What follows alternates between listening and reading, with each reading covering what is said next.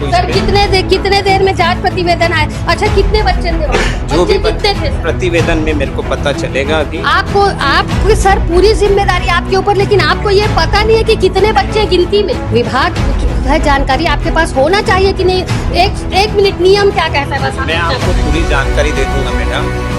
मैं तो 1 घंटा आपका वेट पूरी जानकारी अभी मंगवाया हूँ, पूरी जानकारी दे दूंगा।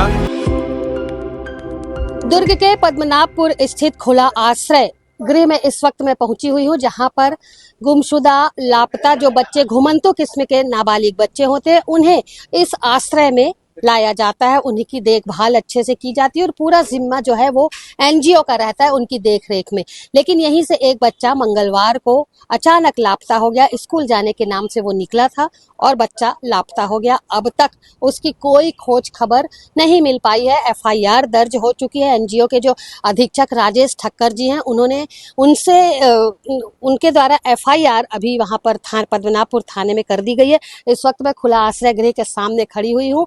अंदर चलते हैं और तमाम जो जिम्मेदार लोग यहाँ पर रहते हैं उनसे बातचीत करते हैं। साथ ही जामुलकर सर जिनके ऊपर पूरे जिले की जिम्मेदारी है उनसे भी बातचीत करेंगे और पूछेंगे कि आखिर बच्चा गायब कैसे हुआ, बच्चे की एक्टिविटी कैसी थी और बच्चा किस स्थान से गायब हुआ है। तो चलिए अंदर चलते हैं आश्रय गृह में और यहाँ जाकर के हम पता करते हैं। आर के जामुलकर सर जो यहाँ पर बैठे हो, जिन पर सारी जिम्मेदारी होती है, उस बात की जानकारी लेने के लिए पहुंची थी। लेकिन कहीं ना कहीं 1 घंटा हम यहाँ पर बैठे। 1 घंटे तक आर के जामुलकर जो सर है उन्होंने प्रतिवेदन मंगाने की बात कही। प्रतिवेदन 1 घंटा बैठने के बाद भी नहीं आया और आप देख सकते हैं सामने सर बैठे हुए हैं, लेकिन किसी भी तरीके की जानकारी वो देने से इनकार कर रहे हैं। उनसे मौखिक तौर पर यह भी पूछा गया कि अभी आश्रय गृह में या वो जो एनजीओ चलती है उसमें कितने बच्चे हैं, उस बात की जानकारी भी सर को नहीं थी। ये बड़ा सवाल है, बड़ी लापरवाही है, क्योंकि जिसकी जिम्मेदारी सर के ऊपर है, जिस आश्रय गृह की जिम्मेदारी यदि सर के पास है, तो क्या वो प्रतिवेदन का इंतजार करेंगे कि प्रतिवेदन देख करके वो बताएंगे कि उस आश्रय गृह में कितने बच्चे हैं? उन्हें ये बिल्कुल अनुभव होना चाहिए, ये जानकारी होना चाहिए कि आश्रय गृह में कितने बच्चे रहते हैं। लेकिन सर से मैं ऑन कैमरा सर से जानकारी मांगती हूँ। आप खुद देखिए कि सर बताते हैं कि नहीं। सर बताएंगे।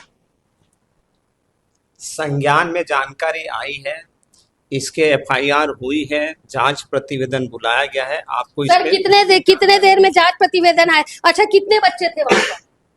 जो भी कितने थे सर? प्रतिवेदन में मेरे को पता चलेगा अभी। आपको सर पूरी जिम्मेदारी आपके ऊपर, लेकिन आपको ये पता नहीं है कि कितने बच्चे गिनती में। देखिए मैडम, मेरे पास इस बच्चे की जो बात कर रहे हैं प्रतिवेदन प्राप्त हो जाएगा, मैं तत्काल जानकारी दूंगा। वही तो मैं आपसे जानना चाह रही हूँ कि आप प्रतिवेदन देखकर ही बताएंगे। आपको अपने उससे ये मालूम है कि कितने बच्चे। विभाग है जानकारी आपके पास होना चाहिए कि नहीं। एक मिनट, नियम क्या कहता है बस मैं आपको पूरी जानकारी दे दूंगा मैडम। मैं तो 1 घंटा आपका वेट की ना। पूरी जानकारी अभी मंगवाया हूँ, पूरी जानकारी दे दूंगा। और आप ही के संज्ञान से बात आई है। मैं अभी वो एनजीओ जाऊंगी। जी जी जी जी, खुला आश्रय आपको शीघ्र ही दे देंगे मैडम। हाँ सर, ये बच्चा 8 जनवरी 2025 से हमारे पास में था और बच्चे की एक्टिविटी सामान्य थी। सामान्य रूप से डेली स्कूल जाता था और 14 तारीख को भी वो स्कूल गया था, जहाँ से वो कहीं अन्यथा निकल गया है सर, जिसकी एफआईआर सर हमने पद्मनाभपुर थाने में करवाई है सर। लगभग कितने बच्चे सर आपके साथ? अभी 11 बच्चे हैं सर। आपको कब पता चला कि बच्चा गायब है? मॉर्निंग 10 बजे हम बच्चे को छोड़ने के लिए स्कूल गए थे। उसके बाद वो वहाँ पे कुछ देर रहा। उसके बाद करीब 1 बजे स्कूल की प्रिंसिपल का फोन आया जिसमें बताया गया कि बच्चा वहाँ पे नहीं है, कहीं चला गया। इस बीच जब बच्चा एनजीओ में था उसकी एक्टिविटी कैसी थी? आप लोग उसको ध्यान दिए या परेशान था बच्चा? कुछ ऐसा नजर आया आपको? बच्चे सामान्यतः चंचल स्वभाव के रहते हैं ना, थोड़ा सा चंचल स्वभाव का था, लेकिन ऐसी कोई खराब एक्टिविटी। 13 साल का बच्चा जिस तरीके से आश्रय गृह से गायब है, उस विषय को लेकर के हमने आश्रय गृह के अधीक्षक राजेश ठक्कर जी से बातचीत की और वहीं जिले के जो अधिकारी जिनके ऊपर पूरा जिम्मा है आर के जामुलकर सर, उनसे बातचीत की। आप फुटेज के माध्यम से देखेंगे कि किस तरीके से जामुलकर सर जो है उन्होंने पूरे विषय की जानकारी देने से कुछ देर तक के आनाकानी की। बाद में थोड़ी मोड़ी जानकारी हम अवश्य जुटा पाए। लेकिन सवाल यहाँ ये उठता है कि बच्चा, उसकी एक्टिविटी आश्रय गृह में आखिर कैसी थी? बच्चा क्या परेशान था? क्योंकि बच्चा उसी स्थिति में ऐसा कदम उठाता है जब वो परेशान होता है, तो निश्चित तौर पर बच्चों की अंदरूनी मानसिक स्थिति या फिर ये कह सकते हैं कि किसी बात को लेकर के परेशान था और वो स्कूल गया, उसे स्कूल से भागने का मौका मिला और पानी पीने का बहाना करके बच्चा अपनी क्लास से निकला और अचानक लापता हो गया। बच्चे कहाँ है? 3 दिन का समय बीत चुका है, अब तक इस बात की जानकारी किसी को नहीं मिली है।